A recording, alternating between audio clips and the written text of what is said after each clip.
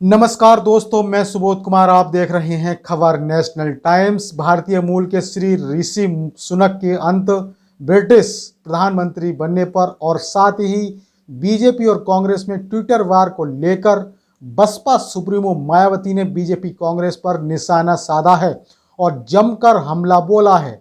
उन्होंने यह भी सवाल उठाया कि अब तक देश में दलित प्रधानमंत्री क्यों नहीं बना।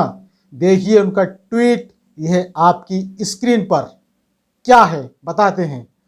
भारतीय मूल के ऋषि सुनक के अंततः ब्रिटिश प्रधानमंत्री बनकर इतिहास रचने पर यहां कांग्रेस व बीजेपी में ट्विटर वार, आरोप प्रत्यारोप व इधर उधर की बात जारी है, किंतु उस राजनीतिक हक व इंसाफ की बात नहीं की जा रही है जिस कारण देश में अभी तक कोई दलित पीएम नहीं बन पाया है।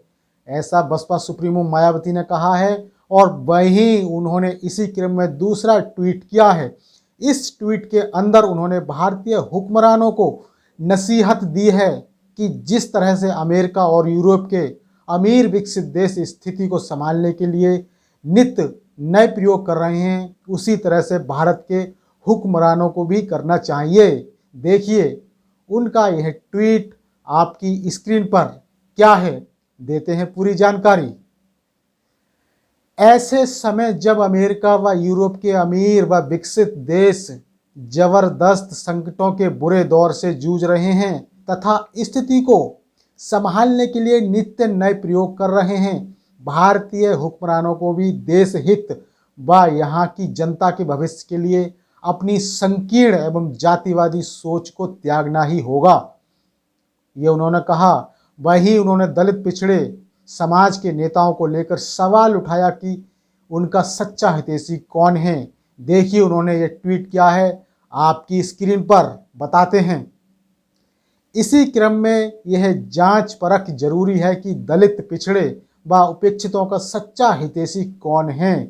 क्या परम पूज्य बाबा साहेब डॉक्टर भीमराव अंबेडकर को भुलाकर उनके करोड़ों अनुयायियों का कोई असली हितैषी हो सकता है, जैसा कि खड़गे सहित अन्य विरोधी नेतागण उनकी पार्टी की संकीर्ण सोच से मजबूर हैं।